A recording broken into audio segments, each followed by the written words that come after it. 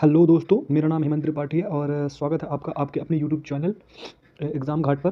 तो आज हम लोग मौलिक अधिकारों पर चर्चा करने वाले हैं। किस पर चर्चा करने वाले हैं? मौलिक अधिकारों पर। मौलिक अधिकार क्या होते हैं? अब पहले तो इनकी रूपरेखा अपन देख लेते हैं। क्या है ये मौलिक अधिकार?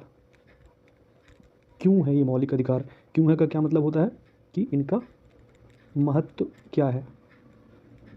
मौलिक अधिकार कैसे हैं का क्या मतलब है? इनकी विशेषता क्या है? इनकी विशेषता के बारे में चर्चा करेंगे और फिर कौन कौन से मौलिक अधिकार हैं, कौन कौन से मौलिक अधिकार है ना। और इसमें अपन दो भागों में इसको बांट लेते हैं, नागरिक के लिए और गैर नागरिक प्लस नागरिक दोनों के लिए।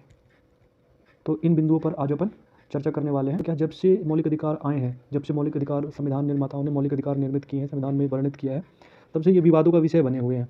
विवाद इन द सेंस ये है तो बहुत इंपॉर्टेंट नागरिकों के लिए, व्यक्तियों के लिए, लेकिन इनमें क्या है, नीति निषेध तत्व और मौलिक अधिकार, इन दोनों में हमेशा शुरू से ही ऊपर और नीचे की लड़ाई चलती रही है। कि लड़ाई किस बात की रही है? मौलिक अधिकार और नीति निषेध तत्वों की, कि किनको लागू किया जाए, क्योंकि एक को लागू करने के लिए कई बार दूसरे का जो है तो अवहेलना करनी पड़ती है, दूसरे में कटौती करनी पड़ती है। तो सबसे पहले अपन मौलिक अधिकारों के बारे में जानेंगे और उसके बाद इन विषय पर चर्चा करेंगे, विवादित मुद्दों पर, विवादित विषय पर, कि इनमें विवाद क्या क्या थे, है ना, और अभी किस परिप्रेक्ष्य में अपन इनको देखते हैं। तो आप तो जानते हैं कि अनुच्छेद 12 से 35 के बीच में मौलिक अधिकार है ना। मौलिक अधिकार कहाँ से लिए गए हैं? अमेरिका के संविधान से मौलिक अधिकार लिए गए हैं, पहली बात। दूसरी बात ये है कि इनसे क्या है, व्यक्ति का गरिमापूर्ण जीवन। अभी जब हम लोग आर्टिकल्स पढ़ेंगे या उनसे उनके बारे में विस्तृत रूप से जानेंगे तो आप समझ पाएंगे कि ये हमारे लिए क्यों ज़रूरी है। व्यक्ति का गरिमापूर्ण जीवन इन्हीं पर आश्रित है ना। इनके बिना कोई व्यक्ति, मतलब अगर ये नहीं होंगे तो कह सकते हैं कि तानाशाही वाला शासन होगा, ये नहीं होंगे तो कह सकते हैं कि लोकतंत्र की अवहेलना होगी, ये नहीं होंगे तो कह सकते हैं कि व्यक्ति की जो स्वतंत्रताएं हैं, व्यक्ति की जो समानताएं हैं, उनकी अवहेलना होगी। और एक अच्छे राज्य के लिए जो आवश्यक तत्व हैं वो सारे के सारे मौलिक अधिकार में विद्यमान है ना। इसीलिए क्या है कि मौलिक अधिकार जो है ना, इनको मूल अधिकार बोला जाता है।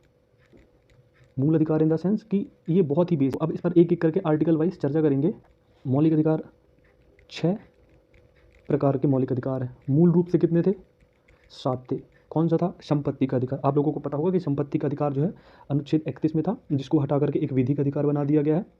और अभी 6 कौन है इसके बारे में अपन ये देख लेते हैं। 31 में क्या था? 31 में आपका अनुच्छेद 31 में क्या था? संपत्ति का अधिकार था। संपत्ति का अधिकार था, जिसको अपन काट दिए हैं।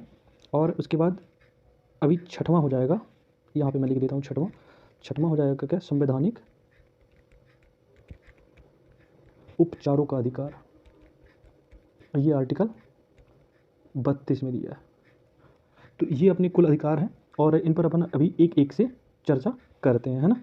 तो चलिए अब जानते हैं एक एक से। पहला है समानता का अधिकार। कहाँ से कहाँ तक है ये? 14 से 18 तक। तो इसके पहले अब 14 से 18 तक तो समानता का अधिकार दिया है। तो प्रश्न उठता है कि अनुच्छेद 12 और 13 में क्या है? तो अनुच्छेद 12, पहले अनुच्छेद 12 जान लेते हैं, फिर अनुच्छेद 13 जान लेते हैं। अनुच्छेद 12 में जो है आपको राज्य की परिभाषा मिलेगी। राज्य की परिभाषा का मतलब ये कि राज्य, जहाँ जहाँ पे इसमें राज्य शब्द का वर्णन मिलेगा आपको, मौलिक अधिकार भाग 3 में जहाँ जहाँ पे राज्य शब्द मिलेगा उसमें राज्य का मतलब क्या है। तो मैं आपको बता देता हूँ कि राज्य का अर्थ होता है संघीय सरकार हो, प्रांतीय सरकार हो, कोई स्थानीय प्राधिकारी हो, है ना। जैसे कि मान लो संसद हो, लोकसभा, राज्यसभा, केंद्रीय विधानमंडल हो, उससे संबंधित प्राधिकारी हो, कार्यपालिका हो, स्थानीय प्राधिकारी हो, मतलब लोकल गवर्नमेंट हो, ये सारे के सारे जो आएंगे कहीं में आएंगे? राज्य शब्द में आएंगे। अब जहाँ जहाँ राज्य शब्द का मतलब, जहाँ जहाँ जिन जिन आर्टिकल्स में या जिन जिन बातों पर राज्य शब्द होगा उसका मतलब आप इसी से लगा लेंगे। अब अनुच्छेद 13 क्या कहता है? ये मूल अधिकारों से असंगत, मूल अधिकारों से असंगत विधि, मतलब कि स्वतंत्रता है, समानता है, शोषण के विरुद्ध अधिकार है, धार्मिक स्वतंत्रता है, तो ये सारे के सारे इनकी अवहेलना करने वाले या इनसे असंगत कोई विधि या इनको शून्य करने वाली कोई विधि संसद अगर लेकर के आती है तो वह विधि क्या होगी? अमान्य होगी। अच्छा, अमान्य किस स्तर पर होगी? मान लो कोई विधि बनाई गई, है ना। मान लो विधि कौन सी बनाई गई? मान लो विधि बनाई गई कि अभी जैसे समलैंगिकता को लेकर के विधि बनाई गई, है ना। अब समलैंगिकता में मान लो LGBTQ, ये बहुत सी चीज़ें हैं, लेस्बियन है, गे है, बाइसेक्सुअल है, ट्रांसजेंडर है ना। तो ये अब इनके लिए कोई कानून बनाया गया, ठीक है। अब इस कानून में इनसे संबंधित कोई कानून बना दिया गया। अब इनसे संबंधित कानून में अब ये जो समूह है, इसका व्यक्तिगत जीवन प्रभावित होने लगा। व्यक्तिगत जीवन इन द सेंस क्या? व्यक्तिगत जीवन इन द सेंस कि इन लोगों के रोजगार पर रोक लगा दी जाए, है ना। इन लोगों के साथ समानता का व्यवहार ना किया जाए, ऐसा कोई विधान बना दिया जाए कि इन लोगों को समाज से अलग कर दिया जाए। तो ऐसी स्थिति में क्या है, ये इनके मौलिक अधिकारों का उल्लंघन है। और ये विधि और ये जो बनाई गई, इससे संबंधित जो विधि बनाई गई है, वो क्या होगी? अमान्य घोषित हो जाएगी। अमान्य घोषित हो जाएगी कैसे? अब अमान्य कैसे घोषित होगी? अमान्य घोषित करने का कार्य जो है न्यायपालिका का है। न्यायपालिका जो है संविधान का संरक्षक होता है, संविधान का व्याख्याकार होता है। तो न्यायपालिका जो है इस विधि का न्यायिक पुनरावलोकन करेगी और बताएगी कि ये मौलिक अधिकारों से असंगत है और LGBTQ है, ये जो समूह है, ये समुदाय है, इनके हितों के संबंध में नहीं है, इनके मौलिक अधिकारों का उल्लंघन करता है। तो ऐसी स्थिति में क्या होगा कि ये विधि को जो है शून्य घोषित कर दिया जाएगा। अब इससे भी इंपॉर्टेंट एक बात कौन सी निकल कर आती है? आर्टिकल 13(2). राज्य जो है, राज्य मतलब क्या? राज्य विधानमंडल है, केंद्रीय विधानमंडल ऐसी कोई विधि नहीं बनाई जाएगी, ऐसी कोई विधि राज्य विधानमंडल या केंद्रीय विधानमंडल द्वारा जो इन अधिकारों से क्या है, मौलिक अधिकारों से, जो ये 6 अधिकार आपको मिले हैं, इनसे अगर असंगत है तो ऐसी कोई विधि नहीं बनाई जाएगी। और अगर बनाई जाती है तो उसके लिए आप अनुच्छेद 32 के तहत क्या ले सकते हैं? उपचार ले सकते हैं।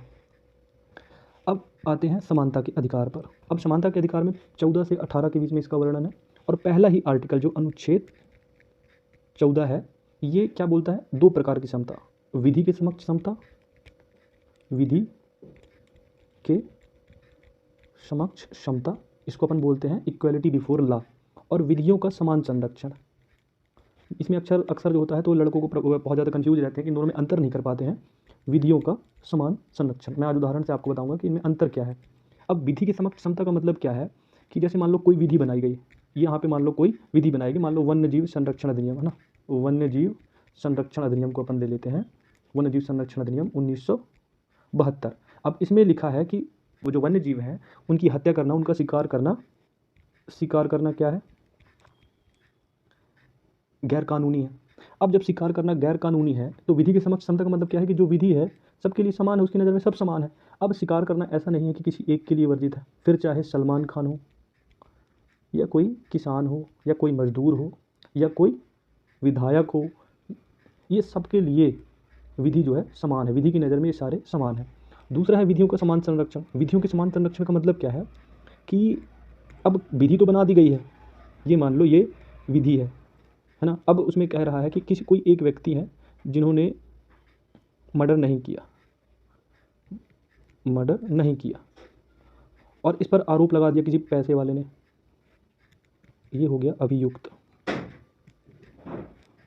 अब किसी पैसे वाले ने, अब इसके खिलाफ जो है आरोप लगा दिया गया। अब ये मर्डर जिसके साथ हुआ है, अब ये कैसे साबित करे?